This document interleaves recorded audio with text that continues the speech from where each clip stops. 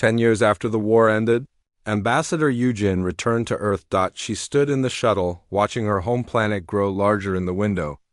Blue oceans, white clouds, green continents.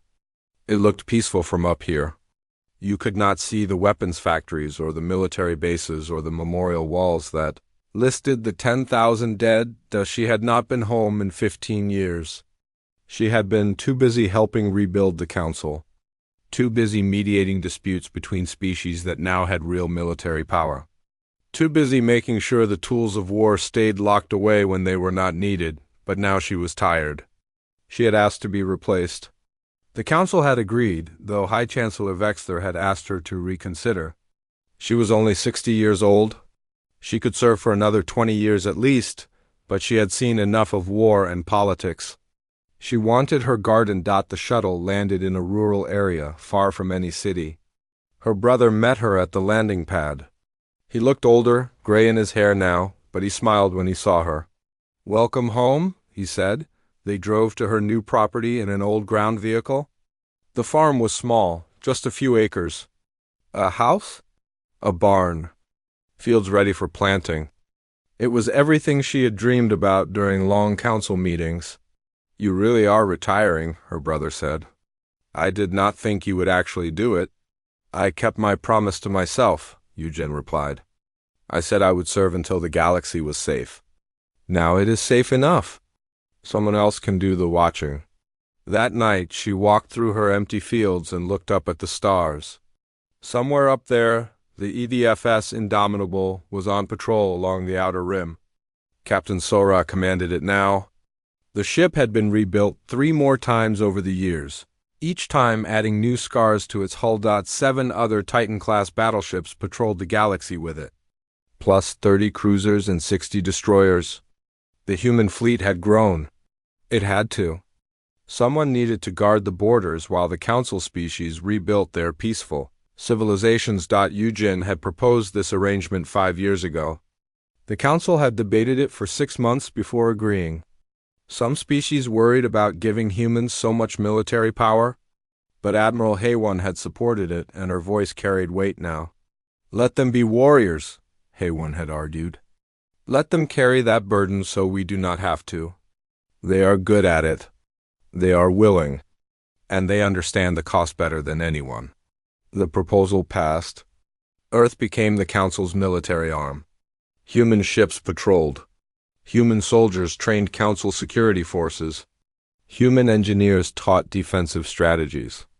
In exchange, the Council provided resources, technology sharing, and full integration into galactic society. It was not perfect. Some species still feared humanity. Some humans resented being the galaxy's guards. But it worked. On Zenith Prime Station, Admiral Taeyang finished his shift and headed to his quarters. He was older now, gray in his hair like Yujin's brother. He had commanded the Council Defense Forces for 10 years. He had prevented 3 wars through shows of force. He had hunted down the last devourer remnants. He had done his duty, but the cost showed on his face. He kept a list of every person who died under his command. The list was very long now. His second-in-command, Commander Dongmin, had asked him once why he kept the list. Why torture himself? "Because someone has to remember," Taeyang had answered. "Because if I forget them, their deaths mean nothing. This list reminds me why we do this. Why it matters." In his quarters, Taeyang recorded his daily log. It was a habit he had maintained since the first battle. Day 3642. Patrol sectors 7 through 12 remain clear. No hostile contacts. The merchant convoy we escorted through the disputed zone reached their destination safely. A good day. No one died. He paused, then added, "I have been thinking about retirement. Captain Sora is ready to take over fleet command. Maybe it is time." But he knew he would not retire. Not yet. The galaxy still needed warriors. And he was very good at being one. On the Torillian homeworld, Admiral Haywon walked through a memorial garden. Thousands of names were carved into black stone walls. Her people who had died in the war. She came here once a week to remember them. She wore civilian clothes now. No armor, no weapons. She had retired from the military 5 years ago. She taught history now at a university. She told students about the war, about the devourers, about humanity, about the price of survival. We learned something important, she told her class. We learned that peace is not natural. Peace is maintained. Someone has to stand guard while the rest of us sleep. For centuries, we thought we were beyond violence. We were wrong. Violence did not disappear. We just forgot how to fight. A student raised their hand. Do you think humanity is dangerous? Yes, Hayone answered honestly. Very dangerous. They are very good at war. But being dangerous is not the same as being evil. A guard dog is dangerous. A sword is dangerous. But we are grateful for the dog when thieves come. We are grateful for the sword when enemies attack. So humans are our weapon? Another student asked. No, Hayone corrected. Humans are our friends who happen to be very good at violence. That is different. We do not control them. We partner with them. They choose to protect us. We choose to support them. That is what makes it work. She showed them footage of the final battle. The ships destroying each other, the casualty counts, the terrible mathematics of war. Some students looked away. Others forced themselves to watch. This is why we remember, Hayone said. This is why we honor them. This is why we maintain the partnership. Because the alternative is going through this again. And none of us want that. After class, a young student approached her. Admiral, my brother wants to join the human military training program. He wants to learn to fight like they do. Should I support him? One thought carefully before answering. That depends. Does he understand what he is choosing? Fighting is not glorious. War is not exciting. It is duty and death and carrying the weight of those who do not come back. If he understands that and still wants to serve, then yes. Support him. The galaxy needs people willing to stand guard. 10 years after the war, life had returned to normal for most species. The gardens bloomed again. Trade routes opened. Art and culture flourished. Children grew up knowing the devourers only as stories, but on the edges of civilized space, human ships patrolled, quiet, watchful, ready. In her garden on Earth. Eugene planted vegetables, tomatoes, peppers, carrots, simple things that grew with care and patience. She had fought her war with words instead of weapons. Now she was done fighting, but sometimes on clear nights she looked up at the stars and thought about the Indomitable, about Captain Sora and her crew, about the thousands of humans still serving on patrol ships, far from home, watching for threats in the dark. She had made them into the galaxy's guardians. She had convinced the Council to let humanity carry the burden of violence. She hoped she had made the right choice. A message arrived on her personal communicator. It was from Admiral Taeyang. Ambassador Eugene wanted to inform you that we detected and eliminated a small Devourer Scout group near Sector 9. Just 3 ships. We destroyed them before they could report back. The galaxy never knew they were there. Thought you should know. Your plan is working. We are keeping them safe. Taeyang out. Eugene read the message twice. Then she deleted it and went back to her garden. Someone had to stand guard. Someone had to carry the weapons. Someone had to be willing to kill so others could live in peace. Humanity had volunteered for that duty.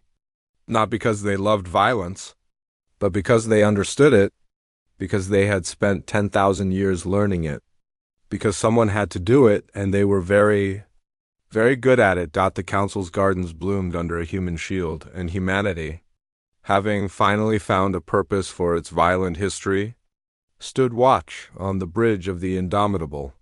Captain Sora studied the patrol routes for the next month. Sector after sector, endless watching, endless waiting, endless vigilance. Her crew was young. Most had been children during the war. They had trained their whole lives for this duty, to be guardians, to be warriors when needed and peacekeepers when not. Captain, her tactical officer reported. Long-range sensors clear. No contacts. Good, Sora replied. Maintain course. Keep scanning. The ship moved through the void, silent and powerful. Its weapons stayed ready but unused. Its crew stayed alert but relaxed. This was the duty now. Not fighting, watching, making sure the fighting never had to happen again. Sora thought. About Ambassador Yujin in her garden. About Admiral Heiwan teaching students. About all the species living peaceful lives. Because humans were willing to live dangerous ones. It was a strange gift to give the galaxy. But it was the only gift humanity had that the galaxy truly needed. The Indomitable continued its patrol. Watching. Waiting. Ready. Because when the monsters come from the dark, you do not call philosophers. You do not call diplomats. You do not call artists or teachers or gardeners. You call humanity. And the monsters learn to fear the light. The garden sleeps. Peacefully, the jungle stands guard, and both survive because of it. The stars stretched endlessly before Admiral Ji-hoon Park as he stood on the bridge of the horizon.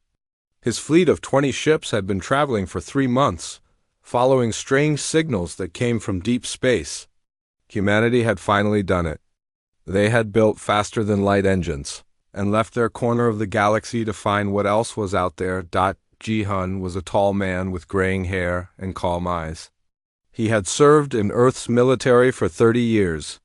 He had seen wars on Earth before the planet united. He knew how to fight, but he also knew when to listen. Today, he hoped listening would be enough. Admiral, we're detecting massive structures ahead, said Captain Yuna Lee from her station. She was younger than Ji-hoon, with sharp instincts and a cautious mind. These aren't natural formations. On the main screen, a giant space station appeared. It was bigger than anything humans had ever built. The structure looked like a massive ring with thousands of lights dotting its surface. Ships moved around it like insects around a hive. Some were sleek and silver. Others were dark and angular. None looked like human designs. Dr. Kim, prepare your team, Ji-hoon said quietly. Dr. Hannah Kim nodded. She was the fleet's chief diplomat and language expert. She had spent her entire life dreaming of this moment. Meeting aliens. Making friends among the stars.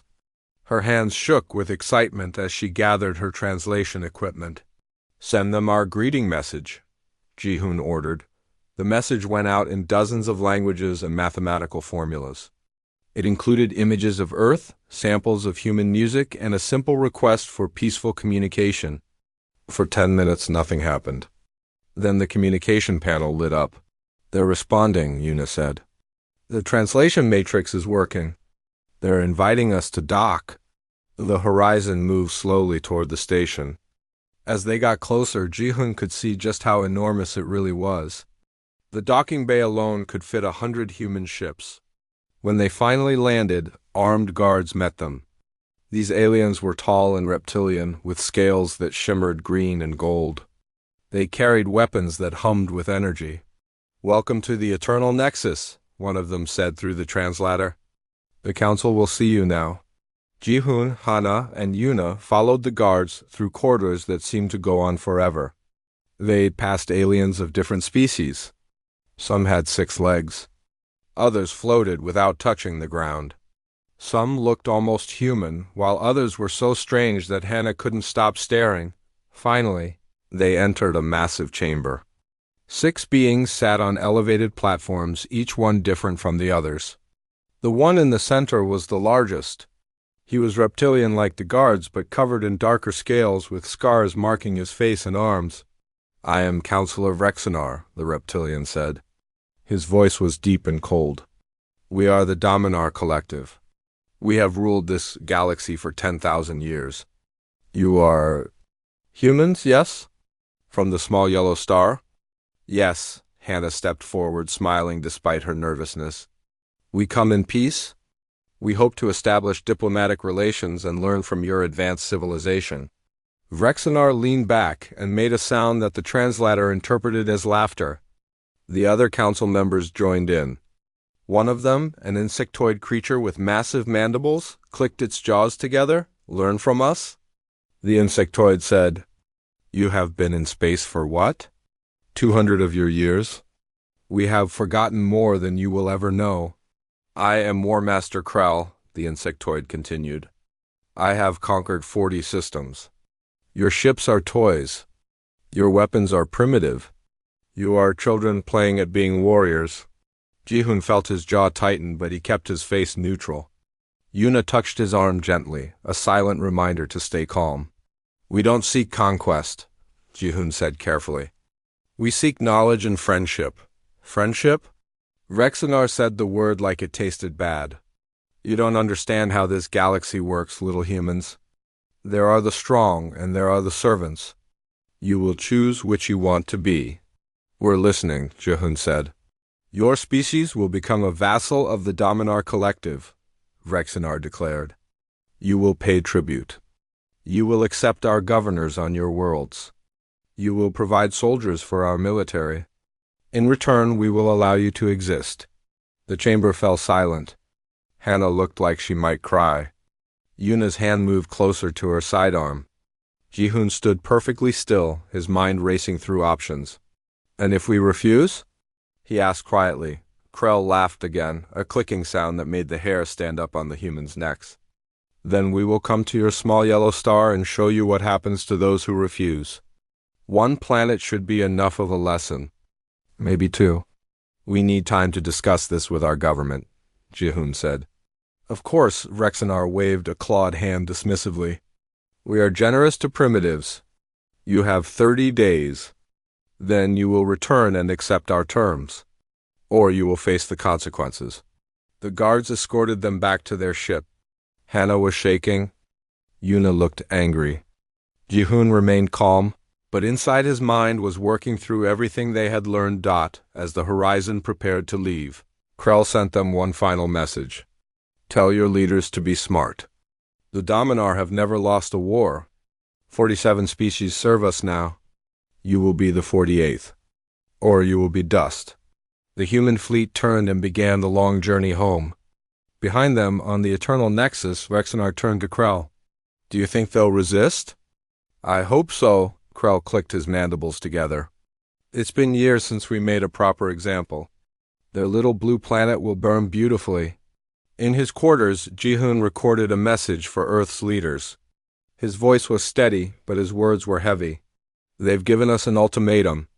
Become slaves or face extinction. We have 30 days to decide. He paused, looking at the stars rushing past his window. We need to be ready for war. Whatever decision we make, they won't let us remain free. I saw it in their eyes. They don't see us as equals. They see us as prey. Yuna entered his quarters without knocking. What do? We go home, Ji-hoon said. We tell them everything. And then... He turned to face her, his calm mask finally cracking to show the anger beneath. Then we show them what happens when you mistake patience for weakness.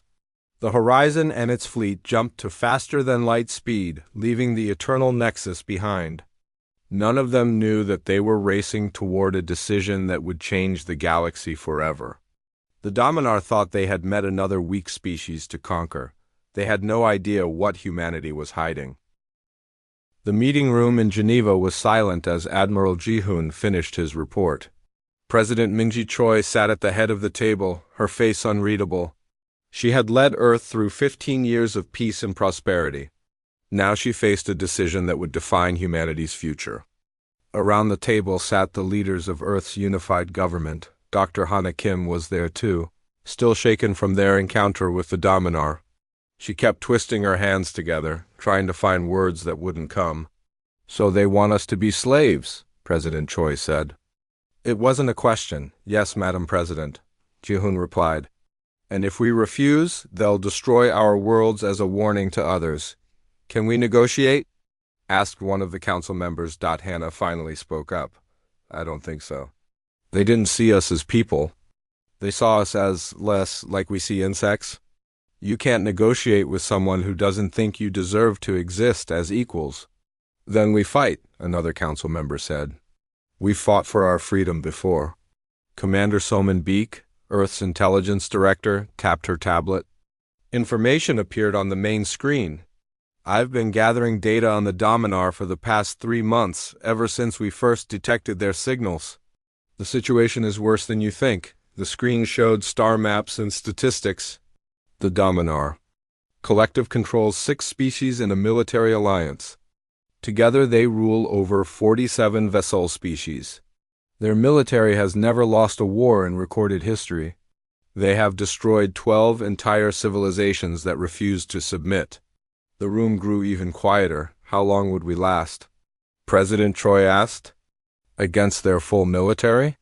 Days, maybe a week if we're lucky. Hannah stood up suddenly. Then we find another way. We run. We hide. We evacuate Earth and find a new home somewhere they can't find us. There's nowhere to hide, Soman said gently. They control this entire region of space. And even if we ran, they would hunt us. They always do. Ji-hoon had been silent, but now he leaned forward. Madam President, I need access to Project Daybreak. The room erupted in confused voices. Most of the people there had never heard that name before. But President Choi's eyes widened. You know about that? She asked. I have the clearance level, Ji-hoon said. I've known for 10 years, I've just never thought we'd need it. Someone explain? Demanded one of the council members. What is Project Daybreak? President Choi pressed a button on her desk. Send in Dr. Sung. A door opened and an elderly man entered. Dr. Jinwoo Sung looked like a kind grandfather, with white hair and gentle eyes, but there was something else in his expression. Oh wait, a terrible knowledge. Dr. Sung directs our most classified research program, President Choi said. Doctor, please tell them what you've been working on. Jinwoo took a deep breath. For the past 80 years since we first developed fusion power, we've been studying stellar dynamics. How stars work, how they burn, how they die. He pulled up new images on the screen. Mathematical formulas. Simulations. 20 years ago, we achieved a breakthrough.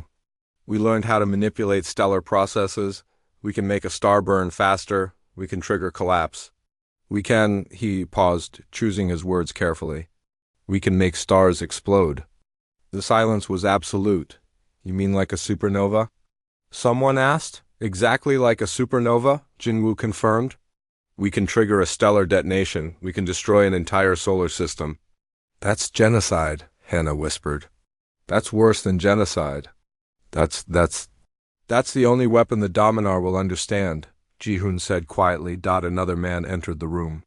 Engineer Taeyang-oh was younger, maybe 40, with tired eyes and grease stains on his uniform. I built the devices, he said. The stellar manipulation arrays? We've tested them in simulations thousands of times. The math works, the physics works. We've just never had a reason to actually use them. How many people would die? Asked a council member. Depends on the target system, Taeyang said. A military outpost? Maybe a few million. A populated home system? Billions. We can't do this, Hannah said, her voice breaking. We can't become murderers on this scale. That makes us worse than the Dominar. The Dominar already threatened to destroy our worlds, Yuna said. She had been quiet until now. They've done it before to others, they'll do it to us. What's the difference? The difference is we would strike first, Hannah argued. We would be the aggressors. No, Ji-hoon said firmly. They gave us an ultimatum. Submit or die, that's aggression. We would be defending ourselves. President Choi raised her hand for silence. Dr. Sung, if we did this, could we limit the casualties? Could we target military installations only? Yes, Jinwoo said. We can be precise. We can give warnings. We can evacuate civilian populations first if we choose to, and if we don't do this, Choi asked. If we refuse to use these weapons? Then we submit to slavery, Commander Soman said. Or we die fighting a war we cannot win. Those are our only options. The debate raged for hours. Some argued for submission, hoping to survive and maybe rebel later. Others wanted to fight with conventional weapons, even knowing they would lose. A few even suggested surrendering Earth, but saving some humans on colony ships to preserve the species. Finally, President Choi stood up. Everyone fell silent. I've listened to all of you, she said. These are all terrible choices, but some are more terrible than others. She turned to Ji-hoon. Admiral, what do you recommend? I recommend we reject their ultimatum, Ji-hoon said. I recommend we prepare Project Daybreak for deployment. And I recommend we show the Dominar exactly once what happens when you threaten humanity with extinction. After that, they'll either leave us alone or they'll force us to use it again. This could start a war that kills trillions, someone protested. The Dominar already started that war, Yuna said. They just didn't expect us to have teeth. President Choi looked at each person in the room. Then she looked at Dr. Sung and Engineer Oh. Can you have the devices ready in 30 days? We have 7 already built, Taiyang said. We can have 20 ready if needed. Do it, President Choi ordered. Make them operational. She turned to Ji-hoon. Send a message to the Dominar. Tell them humanity rejects vassalage. Tell them we choose freedom. They'll attack, Soman warned. I know, Choi said. That's what I'm counting on. They need to strike first. They need to show the galaxy who the real aggressors are. Then, when we respond, everyone will know we had no choice. Hannah was crying now. This is wrong. There has to be another way. President Choi walked over and put a hand on her shoulder. Dr. Kim, I need you to document everything. Record this meeting, record what happens next. When this is over, when history judges us, they need to know we didn't choose this lightly. They need to know we exhausted every other option. She turned back to the room. We're not monsters. We're not conquerors. We're people who refuse to kneel. If the Dominar want war, we'll give them war. But we'll do it in a way that ensures no one ever threatens humanity again. The message was sent to the Eternal Nexus. It was simple and clear.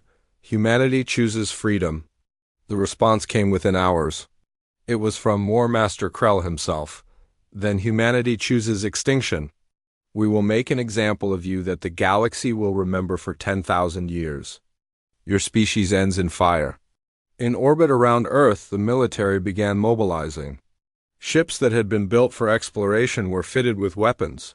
Colonies were warned to prepare defenses. And in a secret facility on the far side of the moon, Engineer Taiyang Oh and his team worked day and night on the devices that could kill stars. Ji-hoon stood in his office, looking at Earth through the window.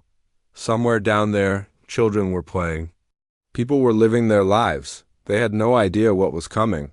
We're doing the right thing, Yuna said from the doorway. I hope history agrees, Ji-hoon replied.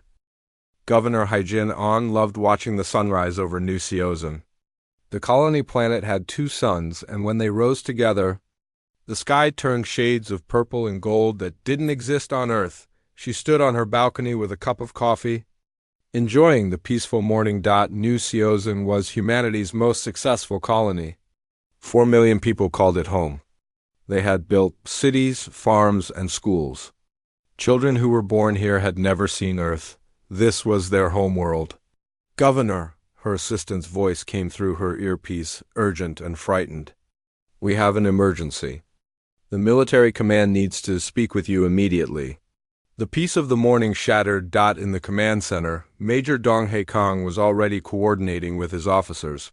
He was a career soldier, trained on Earth and stationed here to protect the colony. His job had always been easy. New Seozan had no enemies. Until now. Talk to me, Haijin said as she entered. Dong-hae pulled up a display. Hundreds of red dots appeared on the screen, moving toward their system. Long-range sensors picked them up an hour ago. It's a Dominar fleet. 300 warships. Haijin felt her stomach drop. How long until they arrive? 18 hours. Can we evacuate? Not 4 million people. Not in 18 hours. Even if we had enough ships, which we don't. Haijin looked at the numbers. New Seozan had 12 patrol ships. They had orbital defense platforms. They had ground-based weapons. Against 300 Dominar warships, it was nothing. What about Earth? Can they send help? Admiral Ji-hoon's fleet is 6 days away at maximum speed. No one else is close enough. Dong-hae's face was grim. Governor, we're on our own. Haijin closed her eyes. 4 million people, families, children, elderly, all of them depending on her to protect them.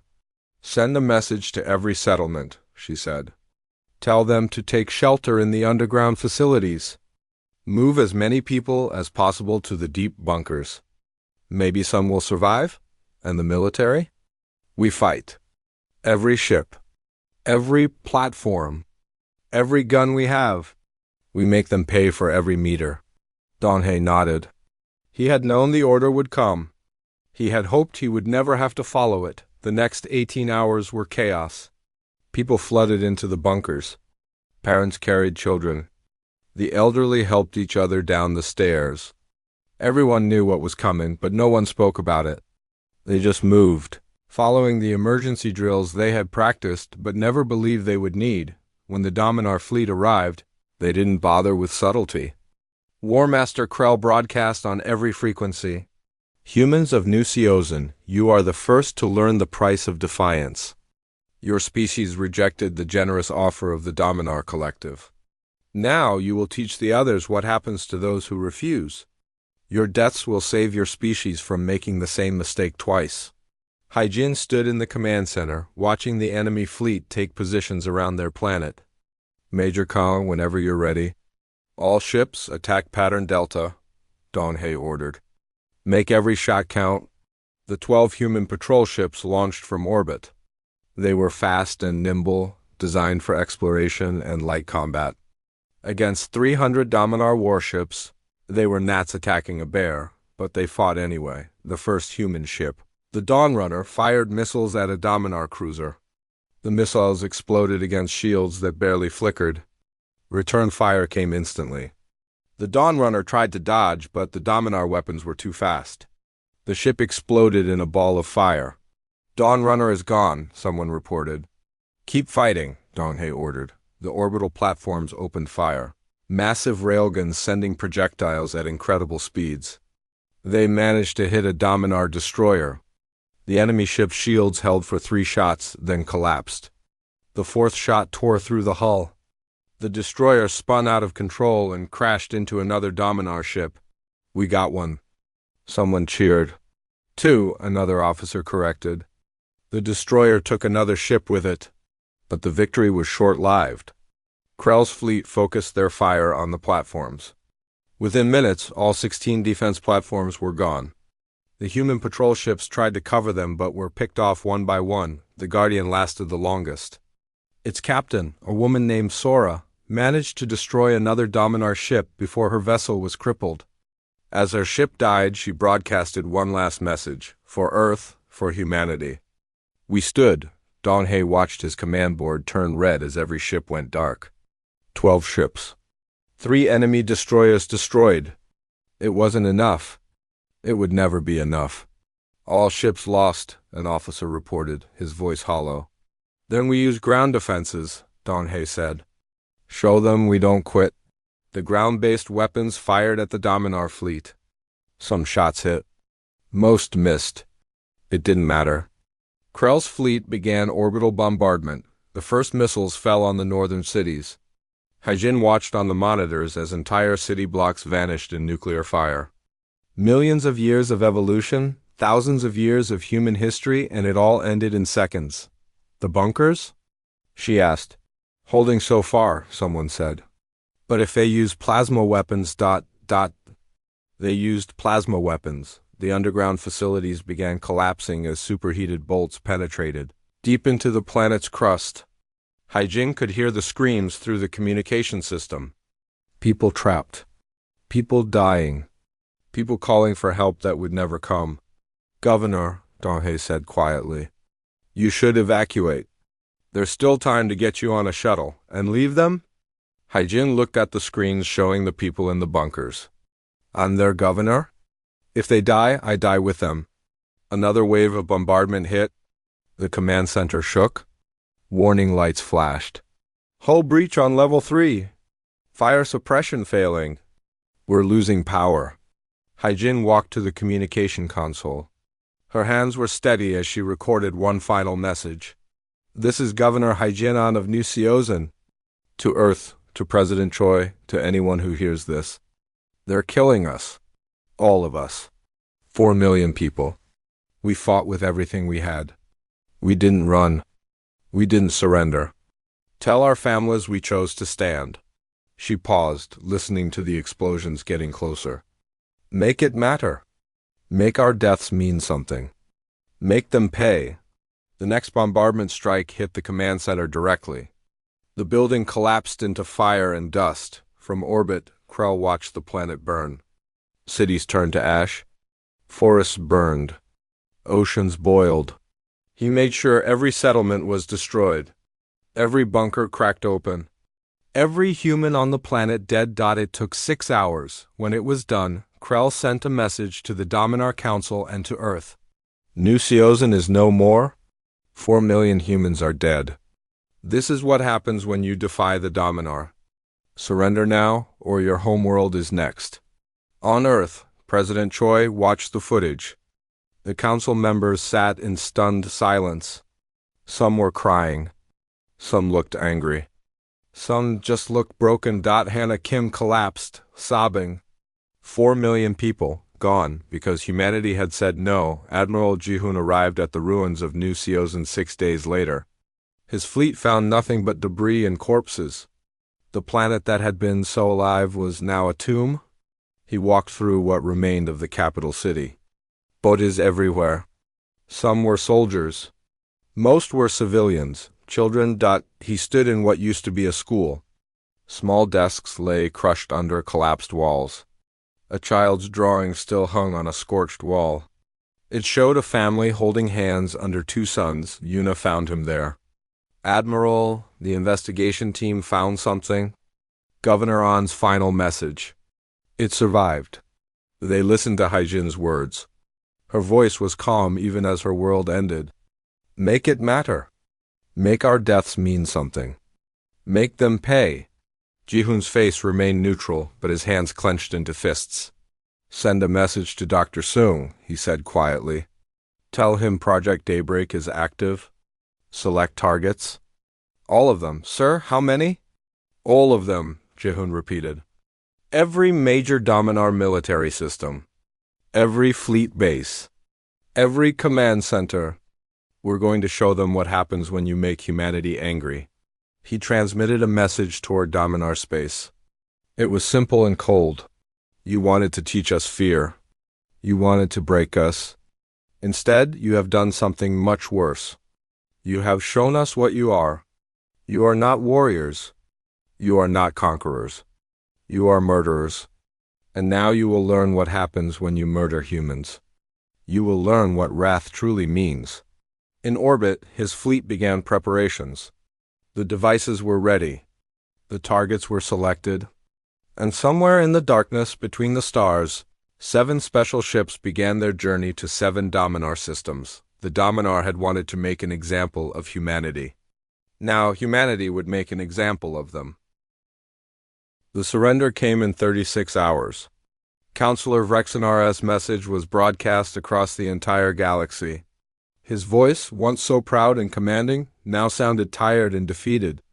The Dominar Collective hereby announces immediate cessation of hostilities with humanity. All military forces are ordered to withdraw from human territories. We accept the terms presented by Earth's government. The age of the Dominar Empire is over. In the command center on Earth, people cheered. Some cried with relief. Admiral Ji-hoon simply nodded once and walked away. He felt no joy in this victory. Only the weight of 40 billion dead. The next 3 months were chaos. The Dominar Collective didn't just surrender. It fell apart completely. The 6 species that had formed the alliance began fighting each other, blaming everyone for the disaster. Some wanted revenge against humanity. Others wanted peace. Most just wanted to survive. The 47 vassal species saw their chance and took it. Rebellions started on dozens of worlds. Species that had been slaves for generations rose up against their masters. Some Dominar tried to put down the rebellions. They couldn't. Their fleets were gone. Their military bases were destroyed. They had nothing left but fear. President Minji Choi sat in her office, reading reports from across the galaxy. The Dominar were calling her a monster. The vassal species were calling her a liberator. She wasn't sure which was worse. "Madam President," her assistant said. "They're ready for you?" She walked to the meeting room where the former Dominar counselors waited. Rexanar was there, looking older than before. The insectoid counselor was missing. She had died when her homeworld's star exploded. 2 others had been killed by their own people in riots. "Thank you for coming," Choi said, sitting across from them. "Did we have a choice?" Rexanar asked bitterly. "Yes," Choi said simply. "You could have refused. You could have tried to fight. You chose to come here instead. That shows wisdom." "Wisdom," he laughed without humor. "We had thousands of years of wisdom. Tens of thousands of years of civilization. And you beat us in a month with a weapon we never imagined." "You beat yourselves," Admiral Ji-hoon said from the doorway. "You thought strength meant having the biggest fleet? The most ships? The most conquered worlds?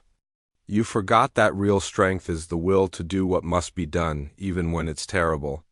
Dr. Hannah Kim entered behind him. She had been quiet since New Seozen. The guilt of billions dead weighted on her, but she had a job to do. "We need to talk about the future," she said. "The galaxy is broken right now. The Dominar Empire is falling apart. The vassal species are fighting for independence. Without some kind of order, there will be chaos. More death. More suffering. What do you propose?" asked one of the other counselors. "A new system," President Choi said. "Not an empire.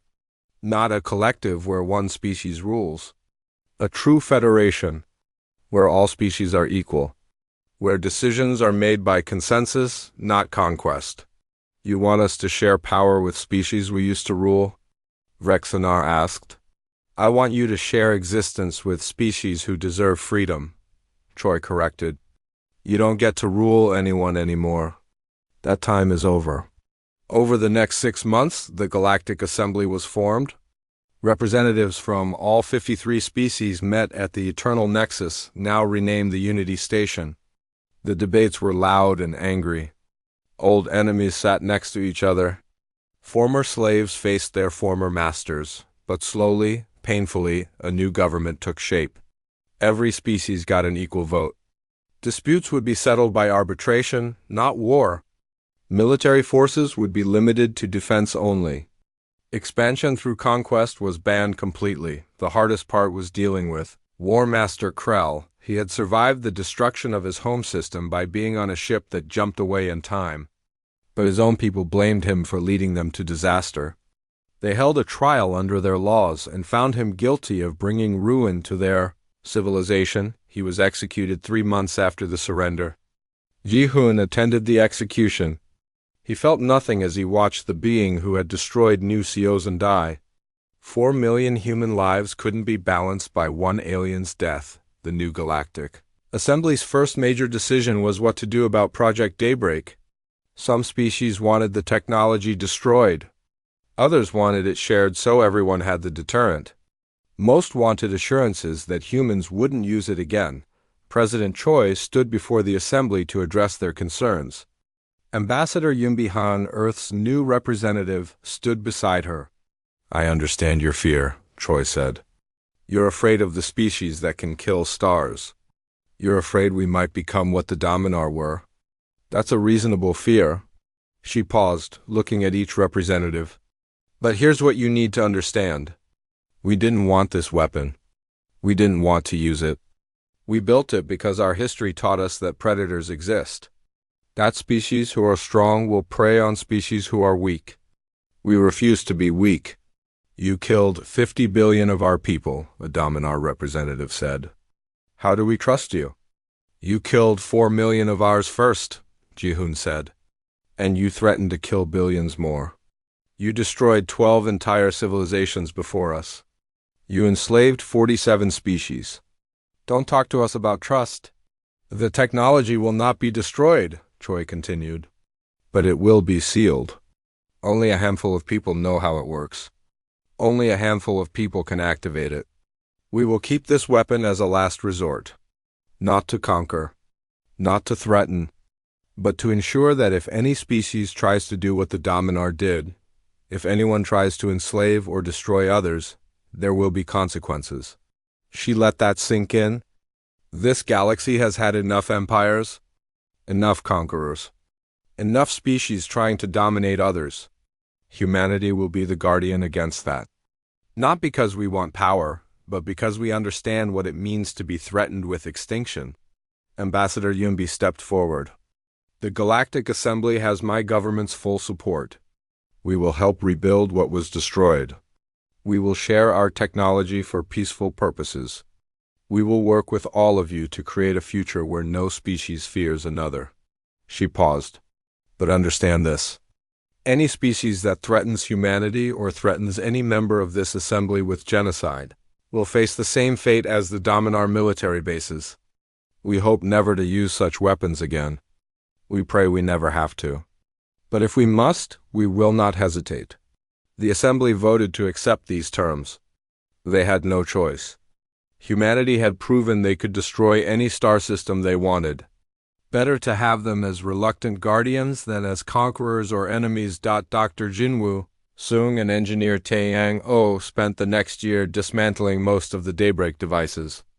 They kept 7 operational, hidden in secret locations. Only President Choi, Admiral Ji-hoon, and a few others knew where they were. That was enough. The galaxy knew humanity had the capability. The deterrent worked because the threat was real. 5 years after the war, a memorial was completed in orbit around what had been New Seozan. The planet was still lifeless, still scarred by the Dominar bombardment, but around it floated a massive structure made of crystal and steel. Inside were the names of every person who died that day. 4 million names. Ji-hun attended the dedication ceremony. He was older now, retired from active service. Yuna was there too, now an admiral herself. Hannah had become Earth's ambassador to the Galactic Assembly. Even Vrexenar came, one of the few Dominar who still served in any official capacity. I read all the names, Vrexenar said quietly to Ji-hoon. It took me 3 days. 4 million names. Did it help you understand? Ji-hoon asked. I understood the number, Vrexenar said. Seeing each name, that made it real. These weren't statistics. They were people. Like my people who died in the supernova. Yes, Ji-hoon said. War makes everything into numbers. Numbers of ships. Numbers of casualties. Numbers of systems destroyed. We forget that every number represents someone who lived and loved and dreamed. At the center of the memorial was an inscription in both human and Dominar languages. Vrexenar read it aloud. They mocked humanity's wrath.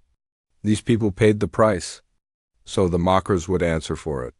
I still don't think I answered for it enough, Vrexenar said. My people died, yes, but I lived. I gave the order that led to their deaths, and I survived. Living with what you've done is harder than dying, Ji-hoon said. Believe me, I trigger 7 supernovas in my nightmares every night. I see those 40 billion faces. I hear them asking why. The answer is always the same. Because you wouldn't stop.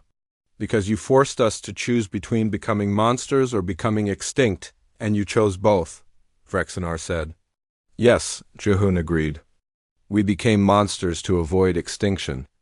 Then we stopped being monsters once the threat was gone. That's what separates us from what you were. You would have kept conquering. We conquered once, then stopped. They stood in silence, 2 old warriors looking at a memorial to the dead. 10 years after the war, humanity's position in the galaxy was secure. No one threatened them. No one dared. The Galactic Assembly functioned, not perfectly, but well enough. Species traded freely. Technology was shared. Wars still happened, but they were small conflicts, quickly resolved through arbitration. Earth had become the most feared and respected civilization in the known galaxy. Not because of their military might, though they maintained strong defenses. Not because of their technology, though they continued to advance. But because everyone knew what humanity was capable of if pushed too far.